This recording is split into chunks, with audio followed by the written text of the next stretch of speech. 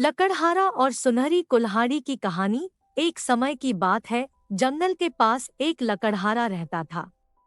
वो जंगल में लकड़ी इकट्ठा करता था और उन्हें पास के बाजार में बेचता था कुछ पैसों के लिए।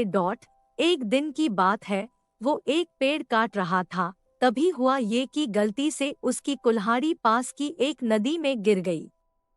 नदी बहुत ज्यादा गहरी थी और वास्तव में तेजी से बह रही थी। उसने बहुत प्रयत्न किया अपने कुल्हाड़ी को खोजने की, लेकिन उसे वो वहां नहीं मिली।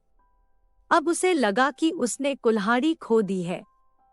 वही दुखी होकर वो नदी के किनारे बैठकर रोने लगा।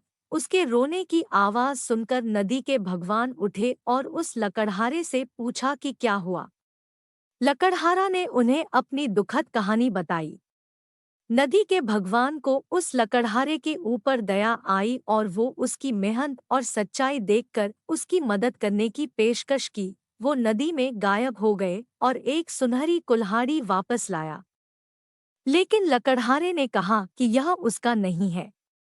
वो फिर से गायब हो गए और अब की बार उन्होंने चांदी की कुल्हाड़ी लेकर वापस आए।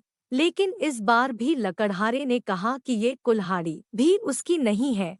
अब नदी के भगवान पानी में फिर से गायब हो गए और अब की बार वो एक लोहे की कुल्हाड़ी के साथ वापस आ गए। लकड़ी का कुल्हाड़ी देखकर लकड़हारा मुस्कुराया और कहा कि यह उसकी कुल्हाड़ी है। नदी के भगवान ने लकड़हारे की ईमानदारी से प्रभावित होकर उसे सोने और चांदी की दोनों कुल्हाड़ियों से भेंट किया। कहानी की सीख। इस कहानी से हमें ये सीख मिलती है कि ईमानदारी सर्वोत्तम नीति है। यदि आपको कहानी अच्छी लगी हो तो प्लीज चैनल को सब्सक्राइब कर दें और बेल आइकन को प्रेस कर दें।